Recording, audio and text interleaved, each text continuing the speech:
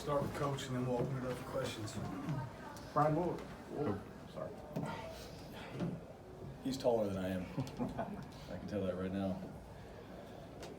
Well, I'd say this, I'll just start off with a statement. Number one, everybody that was involved to help make this game happen.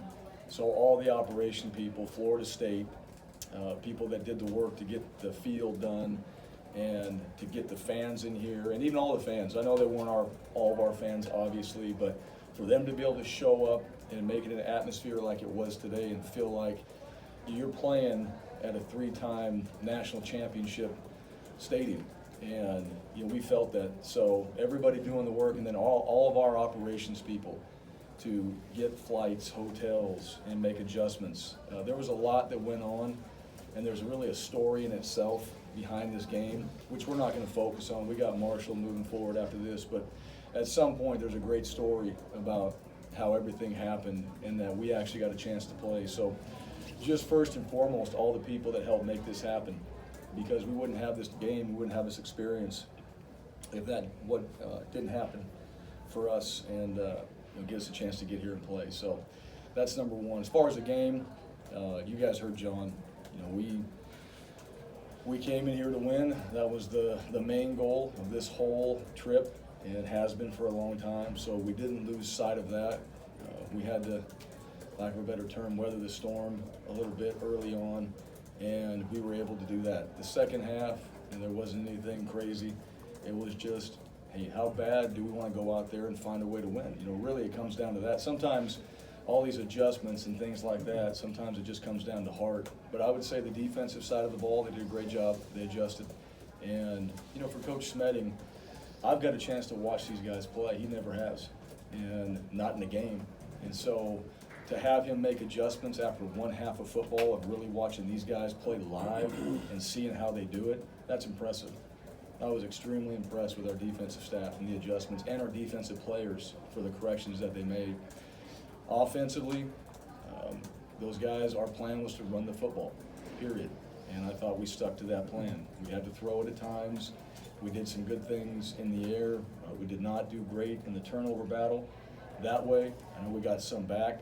It would have been worse had we not recovered some of the fumbles. And I remember a few years ago, kind of jokingly, there were stories about us first practice going out there and recovering fumbles, and that's what we do because of the moments like this. If we don't get those, the game changes. So everybody just doing a little bit more in the second half is kind of what it really came down to. And then this team just finding a way to finish. We get in the fourth quarter, we're on the road, and you have a chance to win. That's exactly what you do. So very proud of our team, very proud of our program.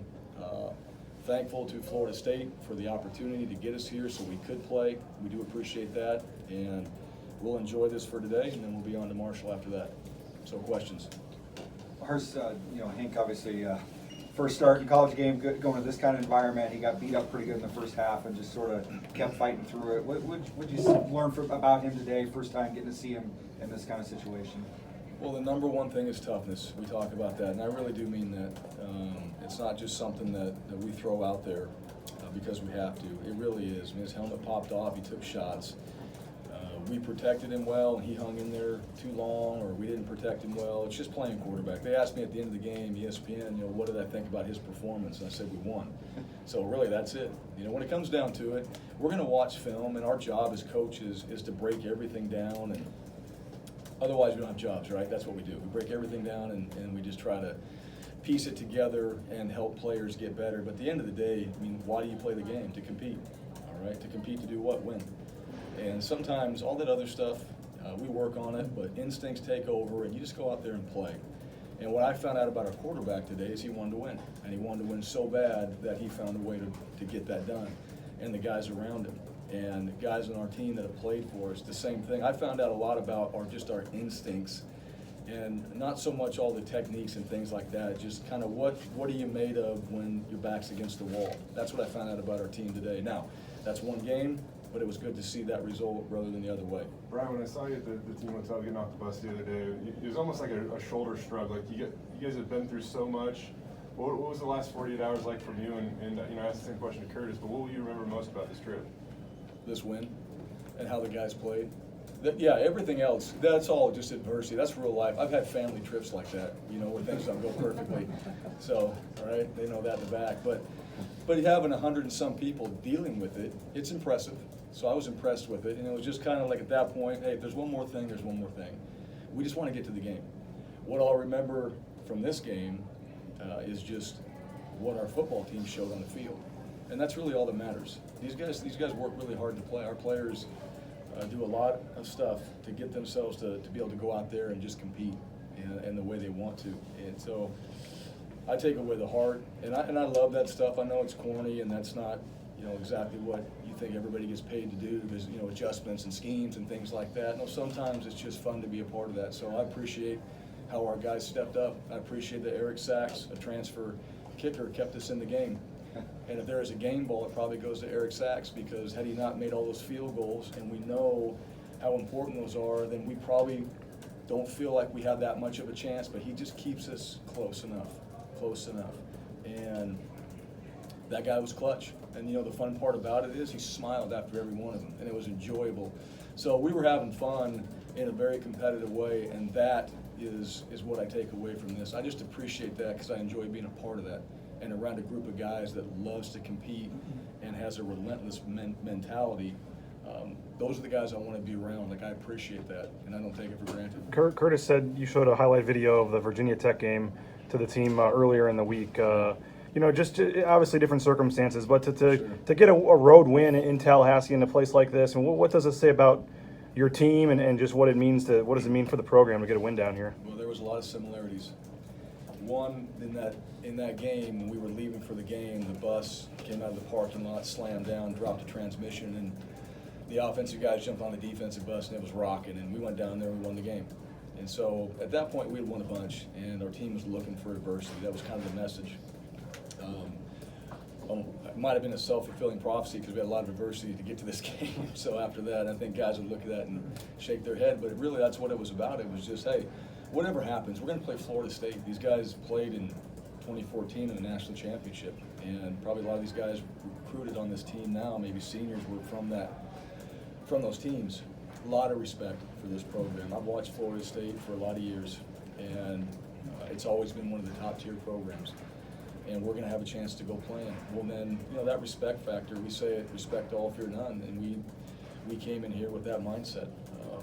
But that was really what it was about. Just, hey, there's some similarities, and it wasn't about the old teams. I don't like to talk about the old teams. It was just about the situation, and that, hey, guys, things are going to come up. It's not going to be perfect, and you can handle it. And I hope that's what they took away. Well, I think they did, because it showed up today, and that's exactly what the leaders on our team were able to go out there and get guys to execute, and we pulled out the win. Bryan, you go out and you fall behind 21-6 early on in that game. Was there anything that Florida State was doing maybe that surprised you offensively in that first half?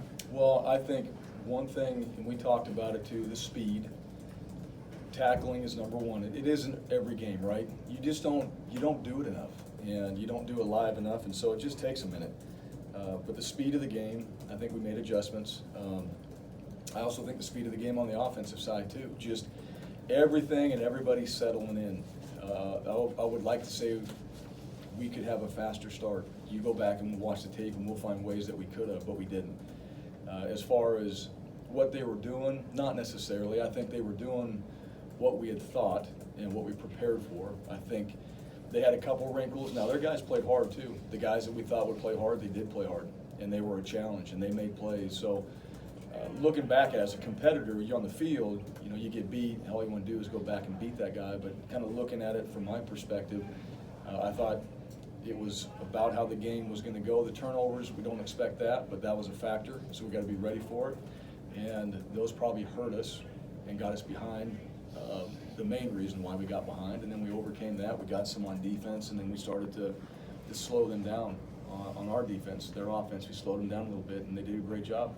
I thought the tempo, our defense played really well to it, and they were getting their calls, and they settled in, and they communicated, and they went out there, and then we started to tackle. I think the second half, you watched our defense. You know, watch how guys were driving their feet. Watch how there was 2-3 guys to the ball. Watch how we were making those tackles in those situations. So, you know, that was really good for us to to be able to do that in a game and still find a way to win, because now that experience carries into the next one. You mentioned- Playing at such a tough venue and everything you guys went through, you have a lot of young guys out there. I mean, whether it's Hank, Holani, guys like that. What did it say about this team? Just that, there wasn't an intimidation, even the fact that you were down and able to handle it, at the end too. Yeah, it's not about the young guys, it's about the leaders. That's what I think. We're always going to have young players, always, every year. This is a college football team. You lose a quarter of your team, a quarter comes in, right? If you're lucky. That's how it works out. We're always going to have new and young, so it all comes down to the leadership of our team. That's what I think. So the leaders on the team, the guys that have been here, the guys that have been putting in the work, the ones that are part of our horseshoe club or our captains, they're the ones that deserve the credit. The young players are going to do whatever they're led to do, and they're talented, but they don't know, and there's not that experience to sit there and say, oh, I should do this at this moment. No, the guys around them that have been through it, like anything else in life, right? You're going to help them. They just happen to be talented, and if you have talented young players and no leadership, then you're not making those adjustments like we did. So to me, it was about leadership, and it was about the older players on our team helping the younger and everybody else come together and make the adjustments and things we had to do to win. You mentioned running the football. Rob Mahone, I mean, had more yards tonight, I think, than either of the last 2 seasons. I mean, for what he gave you and what the O-line did for him, how did that help things, and what did you see from Rob? Well, I'll go back to the O-line and the tight ends, and even those the wide receivers. Those guys are blocking down the field.